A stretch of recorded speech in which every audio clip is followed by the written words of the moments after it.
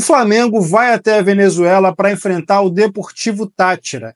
Nesse vídeo a gente vai comentar sobre como o Flamengo pode vencer a equipe venezuelana treinada pelo Edgar Pérez Greco. Fica comigo que nesse vídeo a gente vai comentar sobre.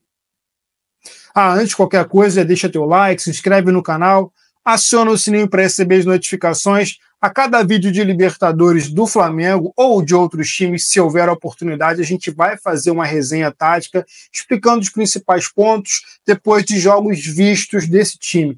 Sem mais delongas, bora para a mesinha tática. Bem, esse é o time que pode enfrentar o Flamengo no dia de hoje. Camargo, Rosales, Vivas, Maidana, Hernandes, Carlos Sousa, Cova, Fioravante, Bausa, Lucas Cano e o Castilho.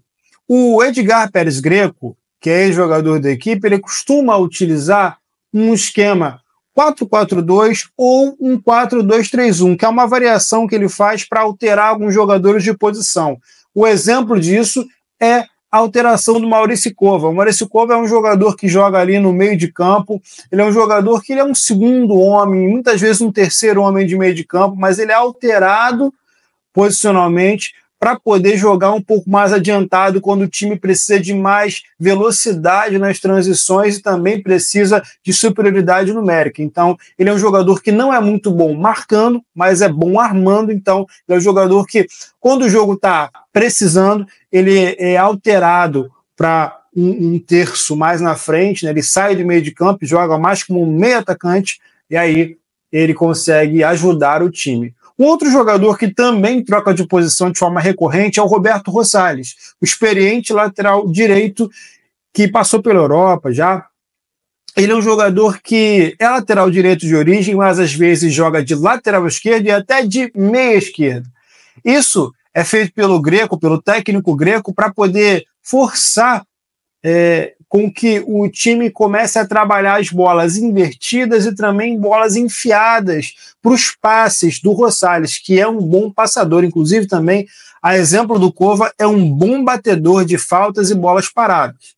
Falando aqui agora um pouco mais do esquema do Greco, o Greco não só atuou no 4-4-2 e no 4-2-3-1, ele também faz algumas variações para o 3-4-3 e até para o 5-3-2.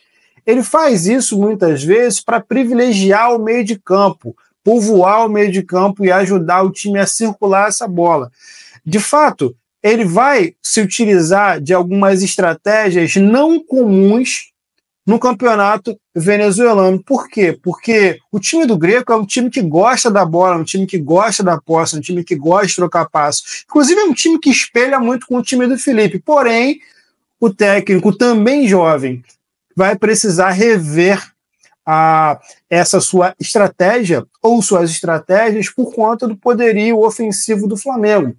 Não será possível disputar o jogo de igual para igual com o time rubro-negro. Então, o Greco vai rever os seus conceitos, na minha opinião. Para mim, esse deveria ser a estratégia, essa deveria ser a estratégia do técnico para essa jornada. Porque se ele vier de peito aberto, é bem provável que o Flamengo faça um placar até elástico com muita facilidade, tá?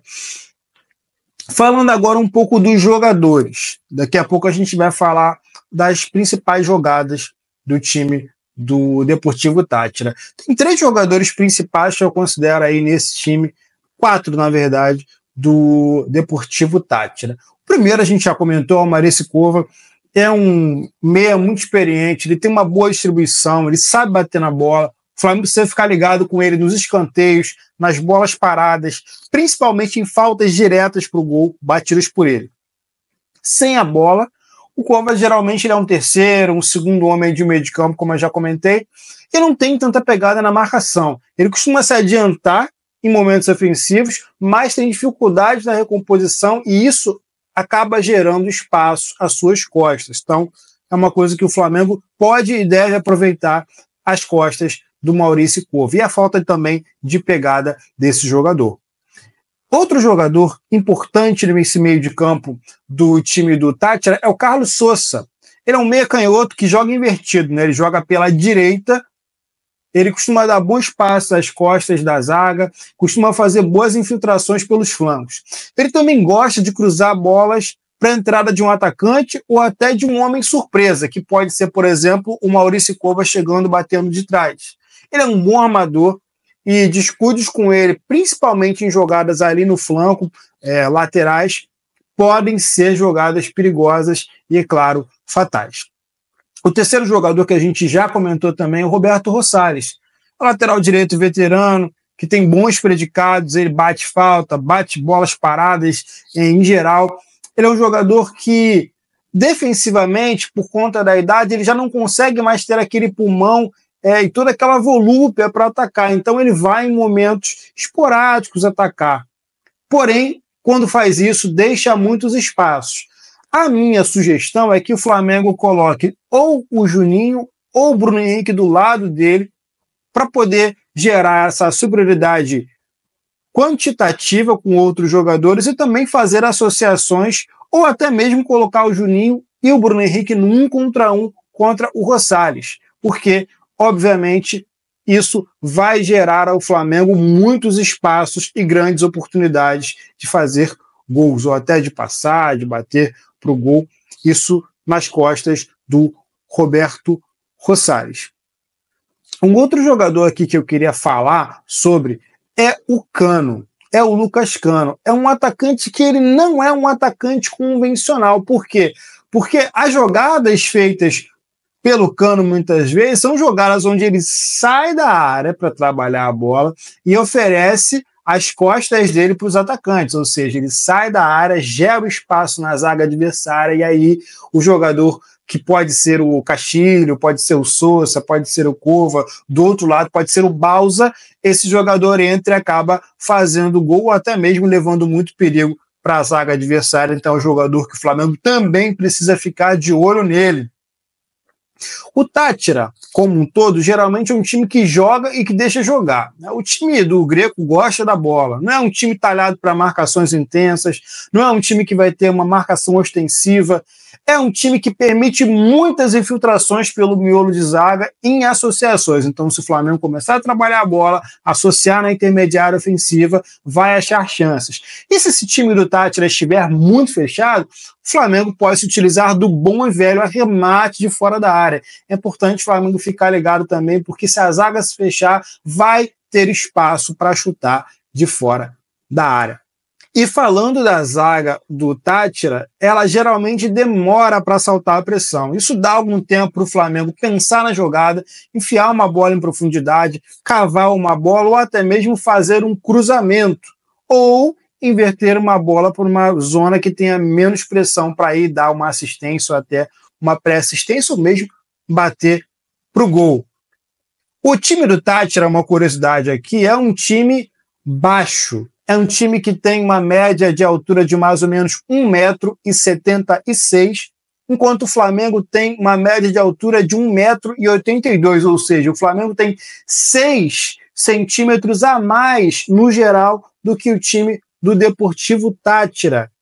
Isso é importante para que o Flamengo possa aproveitar não só a dificuldade que tem na marcação das bolas aéreas do time do Táchira, como também aproveitar que o Flamengo é mais alto e, claro, ganhar os duelos pelo alto, ganhar as primeiras e também as segundas bolas, para poder ter mais conforto no jogo e se cansar menos.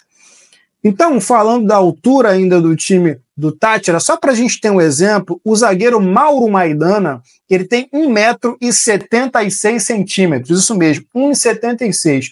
O Juninho e o Bruno Henrique, por exemplo, são mais altos do que o Maidana. E Léo Pereira e Léo Ortiz também são mais altos do que o Maidana, por exemplo. Aliás, são mais altos do que boa parte do time do Táchira. Então é importante que o Flamengo coloque esses jogadores que tenham esses bons fundamentos aéreos, principalmente Bruno Henrique, Léo Ortiz e Léo Pereira, para poder atacar a linha adversária nas bolas paradas.